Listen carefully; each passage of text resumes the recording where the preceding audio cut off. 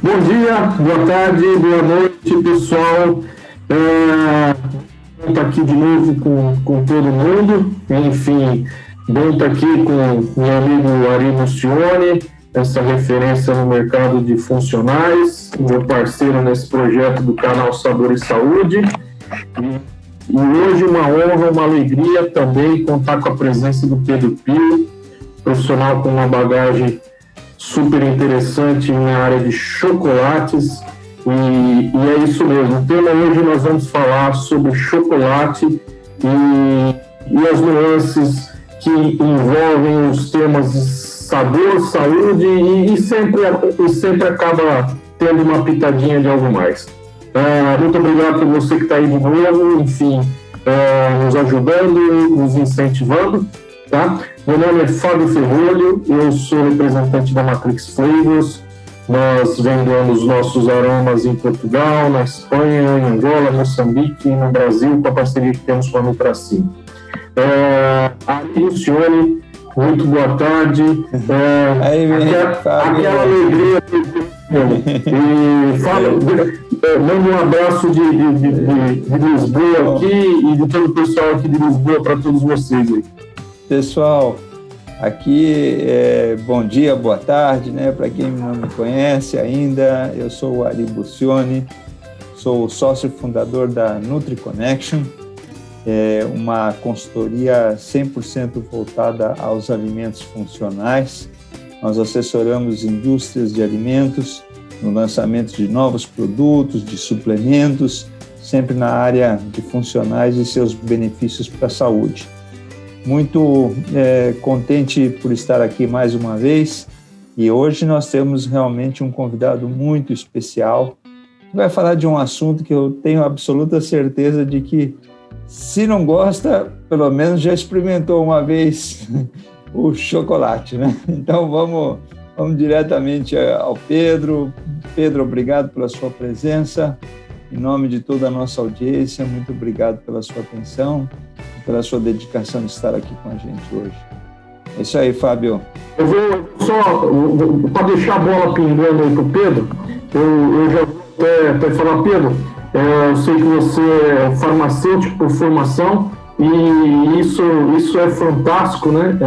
Farmacêutico também inserido nesse mundo dos chocolates. E aí, aproveitando, queria que você já me falasse, enfim, da tua experiência e linkasse com o fator de você vir dessa área de farmácia e se alinhar a tudo isso. Para nossa sorte, na verdade. Olá, Fábio. Olá, Ari.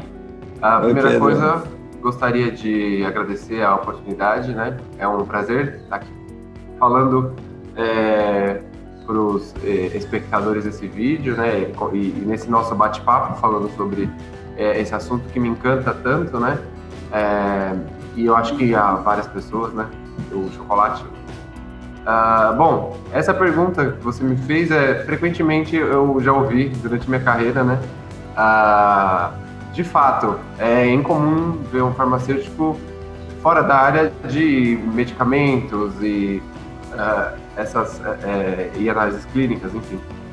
Mas nós existimos, os farmacêuticos da área de alimentos. Sim, e ainda bem. Claro que sim, e ainda bem. Bem-vindos, né, Ari?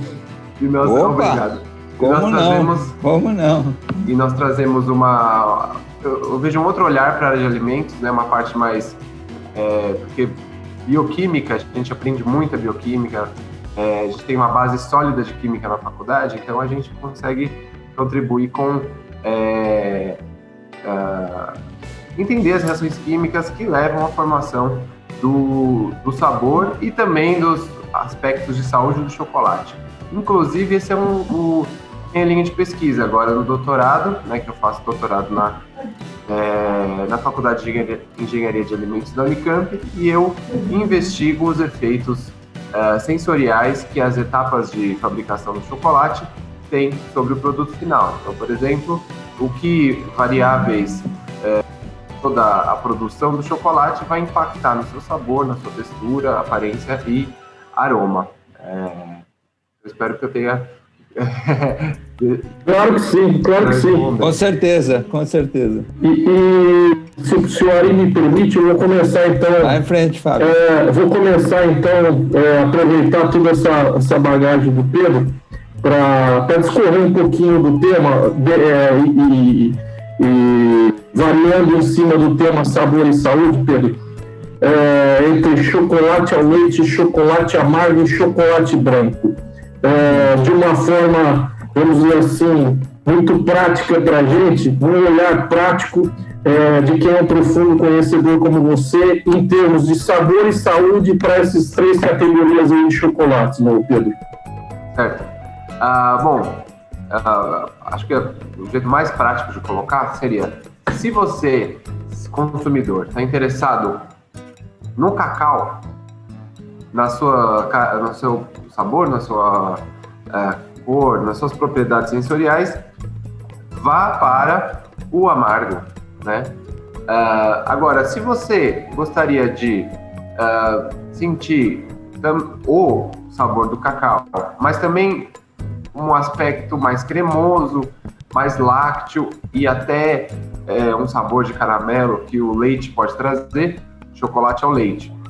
Agora, se o consumidor está buscando um produto mais suave e que não tenha mais a presença do leite e da baunilha, né? Que a baunilha ela é um aromatizante comum no mercado de chocolate.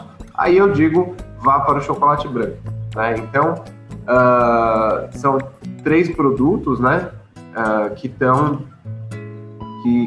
formam a base do mercado de chocolate, e o mercado de chocolate é diverso o suficiente para agradar um número de consumidores. Exatamente.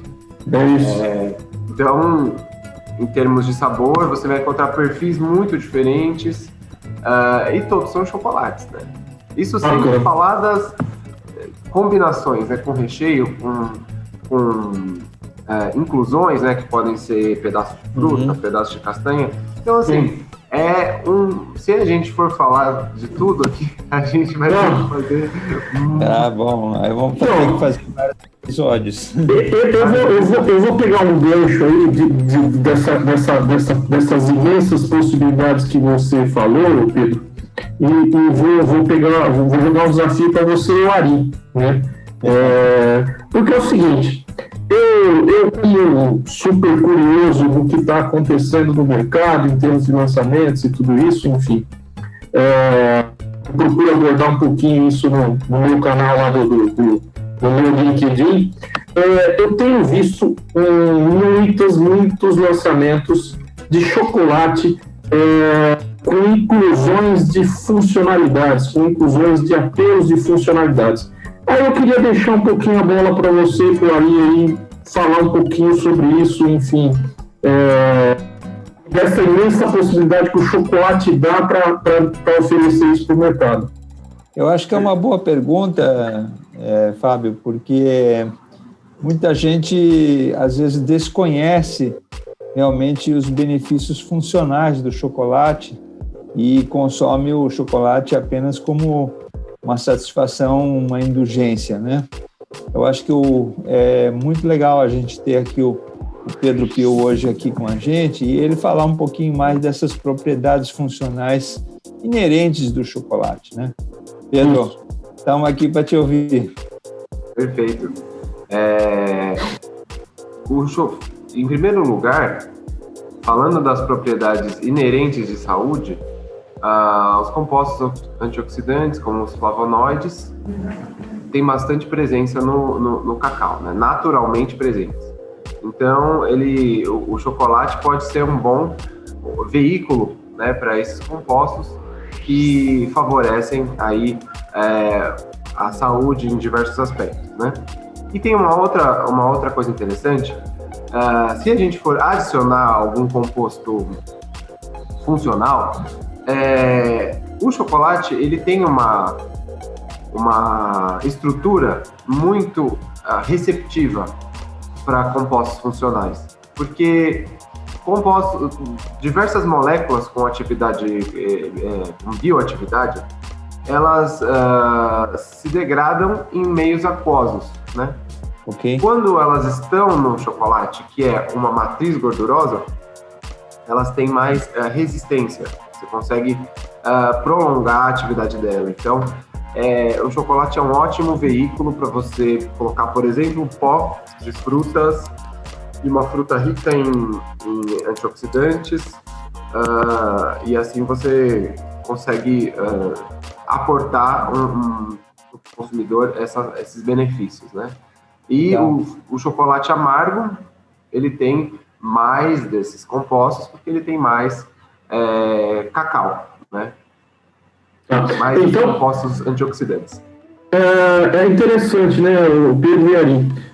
Ou seja, quando a gente fala um pouquinho do chocolate amargo, então, ele por si só, ou seja, ele sozinho, ele carrega já as funcionalidades advindas do cacau, correto? Isso, correto. E quando você fala do chocolate branco, apesar de ele não trazer um pouco essas funcionalidades do cacau, porque ele usa um pouquinho mais da manteiga só, e não propriamente do cacau, né?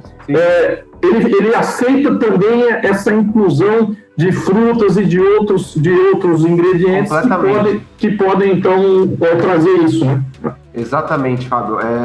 O chocolate branco ele é mais receptivo em termos sensoriais, inclusive, porque como ele não tem o sabor forte do cacau e a cor, ele é mais suave, ele consegue abraçar melhor combinações com outros ingredientes, que podem aí variar desde frutas em pó até especiarias.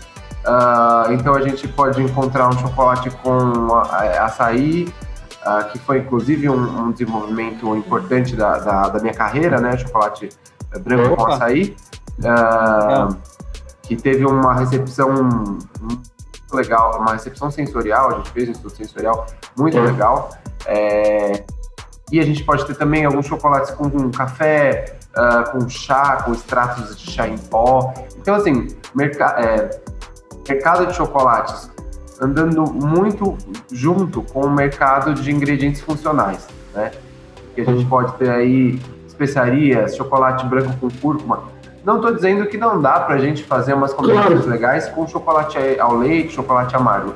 Só que esse sabor adicionado, né? Porque esses ingredientes que eu descrevi, eles vão ter o aspecto de sabor, né? Chá, café, especiarias, mas eles também podem ter aí uma funcionalidade per se, né? Por eles mesmos. Então aí, no chocolate branco eles vão ficar mais presentes, né? Mas assim, infinitas possibilidades de combinação de aroma e também grandes oportunidades de trazer mais saúde para o consumidor desse chocolate.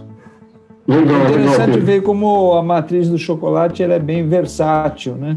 Então, ela, além do chocolate como um todo, ela permite realmente variações que tanto vão trazer benefícios para a saúde, como também vão trazer sabores diferenciados, né?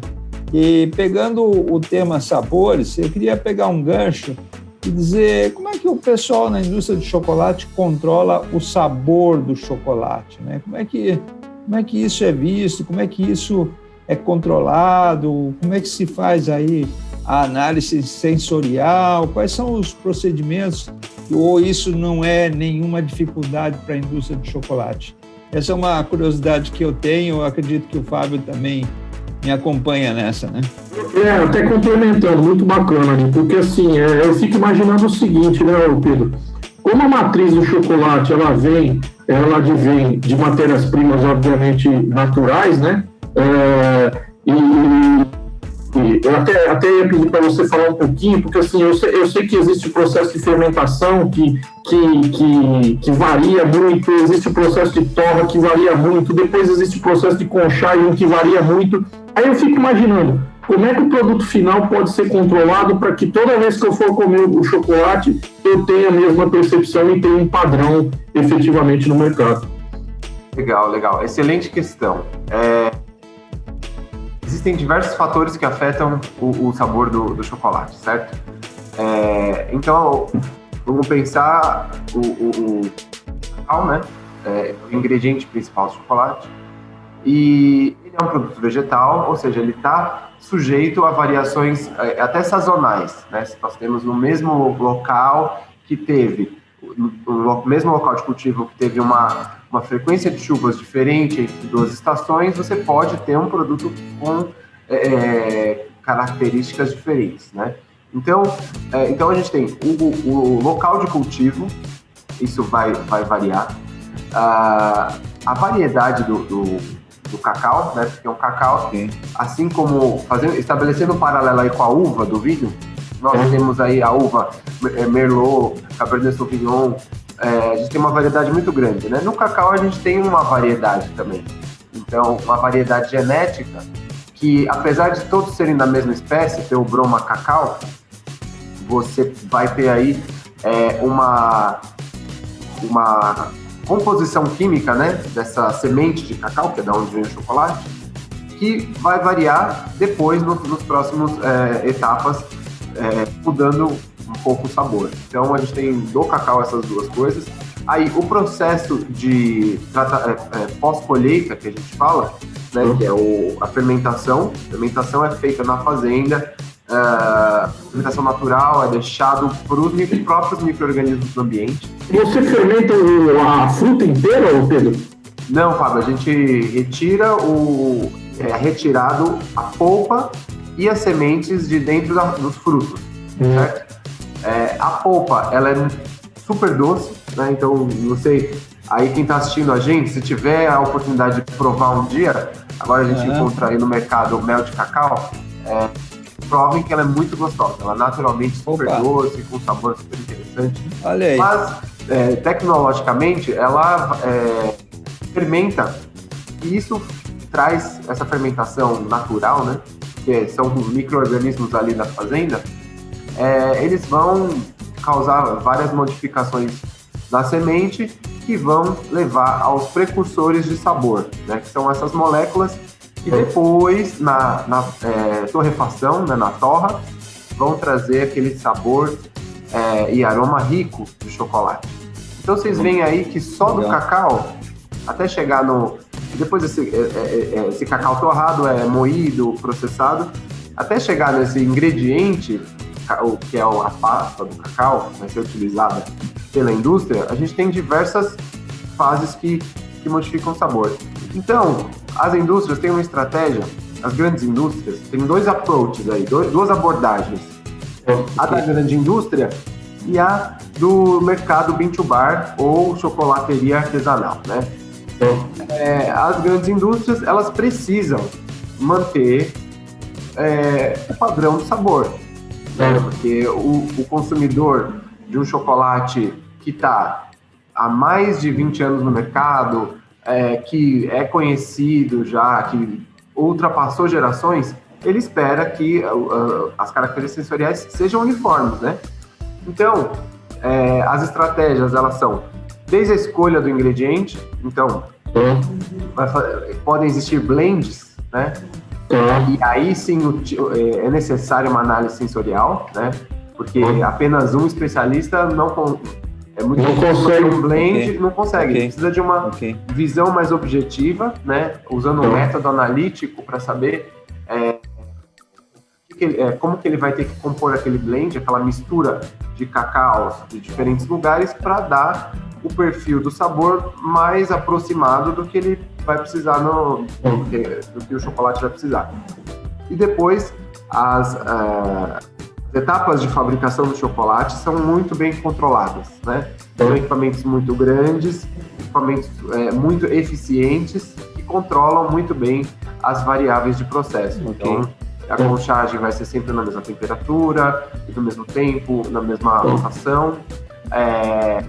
O refino também vai dar sempre o mesmo tamanho de partícula ali da mistura de chocolate. Então temos isso. E agora, falando um pouco da abordagem bean to bar / sensorial, a variabilidade do cacau é justamente o que muitos produtores de chocolate bean to bar estão interessados. É uma abordagem bem diferente da indústria. Exatamente, porque você trazer essa experimentação e essa variabilidade dentro de todos esses fatores que a gente conversou. Exatamente. Por exemplo, o consumidor, e isso inclusive traz assim, uma interação consumidor e marca mais próxima, porque pode ser que aquela estação, aquele tipo de chocolate, aquela origem, desculpa, aquela variedade de cacau naquela origem, naquela estação, isso, né? Um chocolate com característica mais floral, né? Um tom mais floral no sabor. E pode ser que na outra estação ele tenha um tom um pouco mais frutal, frutas amarelas, frutas vermelhas. Então, a marca é uma oportunidade também para a marca comunicar isso para o cliente. Às vezes até escrevendo na embalagem, no rótulo, sobre o que ele vai sentir ao provar aquilo, né? Então, e esse é um produto um pouco mais, que convida mais a experimentação e a exploração sensorial possível no chocolate, né? Não, assim, existem esses dois universos, os dois são positivos, claro, os dois são importantes. Claro. Mas são características de cada um, né, Pedro? Exatamente. Então, a análise sensorial é muito importante para a indústria manter o padrão, né? E também, por que não, para essas fabricantes de chocolate artesanal, para eles saberem quais são as notas que eles vão comunicar para o cliente, né? Porque não é só uma pessoa da fábrica que prova e fala, tem essa nota, vamos comunicar para o cliente. Algumas colocam até o gráfico aranha, que eles chamam, que é o que tem... as notas, a descrição das notas, né? Exatamente. E o legal, o fascinante do mercado de chocolates é que está havendo elas não estão tão separadas assim, essas duas abordagens, né? Elas estão meio que indo em conjunto agora, né? Quase que se encontrando, né? Total. A gente tem, por exemplo, marcas enormes, né? Que fazem chocolate para o mundo inteiro, que estão utilizando a abordagem sensorial desenvolvida pelas artesanais, entendeu? Porque eles veem que é o futuro, assim, as pessoas estão cada vez mais entendendo sobre o chocolate, como ele é feito, sobre o cacau, e elas estão mais interessadas nessa exploração sensorial. Mas sempre vamos ter a indulgência e aquele aspecto comfort que as marcas já antigas estabelecidas dão, entendeu? Então, o legal é que tem tem para tudo, né? Tem para tudo. Com relação a essa padronização, eu só queria deixar um comentário interessante também, que, por exemplo, no caso do chocolate branco, como se usa muitos aromas de baunilhas, nesse caso fica até, de certa forma, mais fácil você padronizar, né? Porque essa, inclusive, é a função de um bom aroma de baunilha, né? Ele personalizar e padronizar o sabor para que o consumidor identifique de uma forma mais fácil. Exatamente. A gente falava quando eu estava como pesquisador científico no Cerascotec, sempre a ideia de que a baunilha, ela arredondava o sabor, né? Então, pensar em arredondar, talvez tirar algumas arestas, assim, deixar ele mais palatável, ele mais redondinho na boca, né? Entre aspas.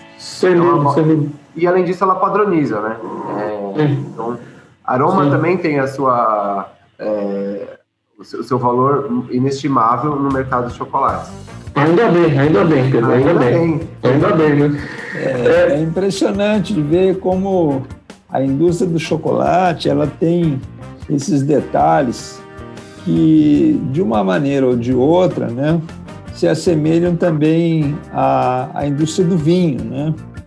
Então, quando você tem uma produção em escala, você tem uma condição, mas quando você vai para uma região onde entra mais o aspecto gourmet, o aspecto conhecimento do produto, né?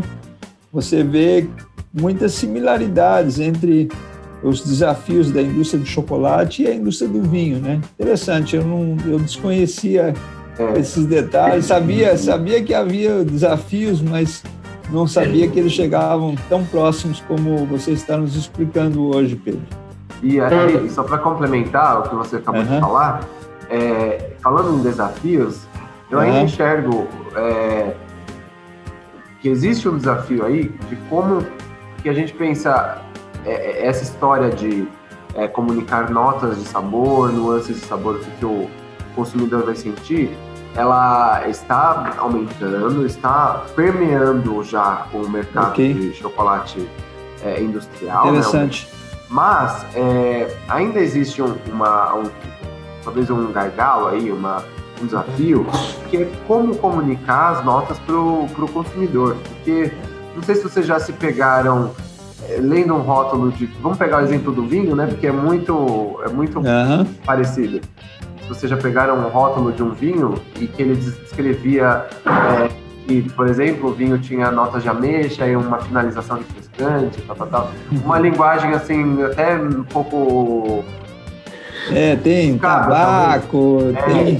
Na indústria, se vocês me perguntam, na indústria de aromas, a gente chama isso, Pedro, e que é um negócio extremamente importante, que são os descritores, né? Porque, assim, a gente vive no dia a dia muito isso, porque, por exemplo, quando você quer falar de forma prática de um aroma de baunilha, você também recai um pouquinho a exatamente isso que são os descritores, né? Então, você tem uma baunilha, mas qual baunilha, né? Você pode ter uma baunilha doce, você pode ter uma baunilha vanílica, você pode ter uma baunilha anísica, você pode ter uma baunilha cítrica, e é um universo enorme, né? Que é diferente de você ouvir uma conversa técnica entre um aromista e outro, né? Porque aí eles estão falando de moléculas orgânicas, enfim. Então, eu enxergo muito essa singularidade do que você está dizendo, e o Ari, nessa questão e nessa importância de você trazer um pouquinho, de forma mais palatável, mais fácil, né? Essa descrição de notas, né? Exatamente. Mais direta com o consumidor, né? Para que ele entenda mais fácil. E isso é muito treino ali. Legal. Não, agora que a gente também está falando de consumidor, me surge mais uma questão. Vamos dar uma variada. Já deu para ver realmente que o fabricante de chocolate tem que ser realmente um connoisseur, tem que ser um especialista, né? Mas eu consumo chocolate muito antes de vocês nascerem, né? E eu acho que houve uma mudança que me chama muito a atenção. Os rótulos agora trazem porcentagens, né? E aí diz, um tem mais cacau, o outro tem menos cacau. Começou com 55, 60, 65, 70, 80. Outro dia eu vi um de 90, né? Então eu fico assim me perguntando, onde é que está o benefício de tudo isso? Ou, na verdade, o que representa essa porcentagem no rótulo? Ari, de novo, eu estou no seu vácuo, né, Ari? Eu vou pegar a sua pergunta e jogar uma complicação aí para o Pedro, que é a seguinte. Quando a gente, voltando lá atrás, Pedro, você falou na origem do cacau, etc, etc. Agora o Ari está falando dessa questão dos rótulos, 50%, 60%, 70%. Tá.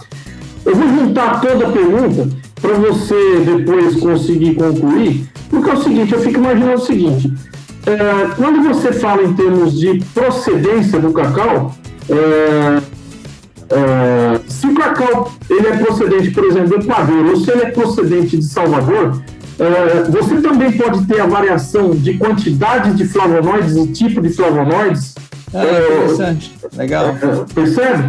E já aproveitando assim, Pedro, o papo tá tão bom, tá? E eu acho que a gente não vai ter tempo para discutir tudo. Então, assim, eu vou deixar o convite para você voltar para um próximo episódio, tá? Espero que o pessoal goste deste episódio e volte a nos assistir no próximo também. Mas eu quero deixar essa pergunta para você fechar esse primeiro episódio aí. Tá bom, Ari? E aí a gente volta no outro, né? É isso aí. Não, tá bom.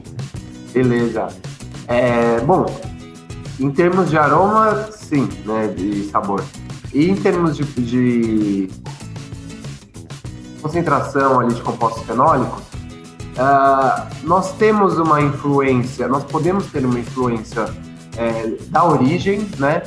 Mas a maior influência nesse ponto seria da variedade. né, da variedade genética do cacau em questão. Então, por exemplo, nós temos, assim, vou falar um pouco sobre variedade genética do cacau agora. Nós temos 3 grandes grupos, né? Em alguma literatura traz 4, mas são 3 grandes grupos de cacau: o forasteiro, o crioulo e o trinitário, certo? O forasteiro é o cacau bulk, que a gente chama, que é aquele... Independente da região, se for Equador ou se for Salvador. Independente da região.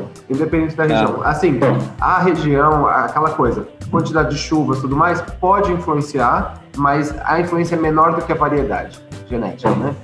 As sementes do cacau forasteiro, elas são roxas quando você abre, porque tem um alto teor de compostos fenólicos.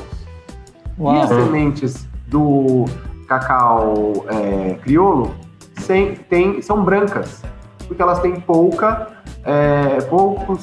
compostos fenólicos, né? Eu já tenho uma pergunta pro segundo episódio, então, tá? Mas deixa pro segundo episódio. Beleza. Vamos aí, tem muita coisa aí. E isso faz com que ela seja... Cacaus crioulo, eles costumam não precisar ser tão fermentados, porque eles têm menos compostos fenólicos e têm umas notas de sabor mais delicadas, né? Então, o chocolate feito... Cacau crioulo é chamado de chocolate fino ou de sabor, né? Enquanto, de maneira geral, o forasteiro, que tem mais compostos fenólicos, ele tem mais chances de ficar amargo ou astringente, é chamado cacau bulk, que é o cacau de massa. Então, aí, queria trazer uma coisa interessante para a nossa conversa de sabor e saúde, porque a gente pensa...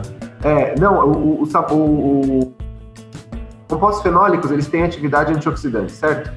Mas, ao mesmo tempo, eles trazem amargor e astringência, que é aquela sensação de banana verde amarra a boca, que são características do chocolate amargo. Então, as pessoas, quando provam um chocolate amargo, chamam de amargo, porque tem eles têm aí muitos compostos fenólicos, ou ele foi mal processado. Enfim, eu queria trazer essa contradição biológica aí. O que faz bem para a saúde nem sempre faz bem para o sabor, né? E, obviamente, a gente sempre tem que andar no equilíbrio, né? O equilíbrio de urgência, de sensorialidade e o equilíbrio de funcionalidade. Então,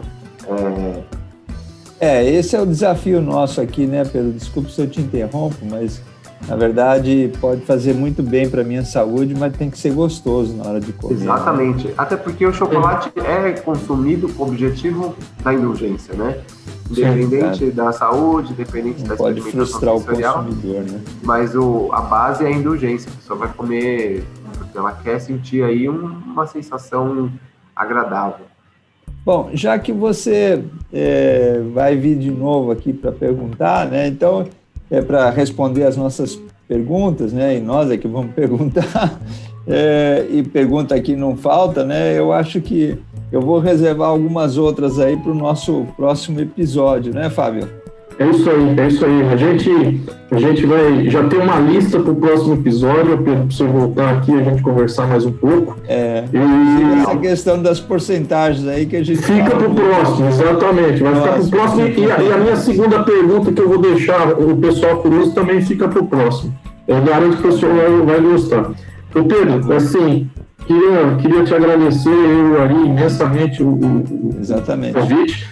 Avisar o pessoal, eu vou deixar todos os contatos também do Pedro, para que, caso vocês tenham qualquer tipo de outra dúvida, enfim, vai ter o e-mail dele, contato telefônico, podem entrar em contato, pessoal. Enfim, qualquer tipo de serviço a mais aí que o Pedro possa prestar e ajudar vocês.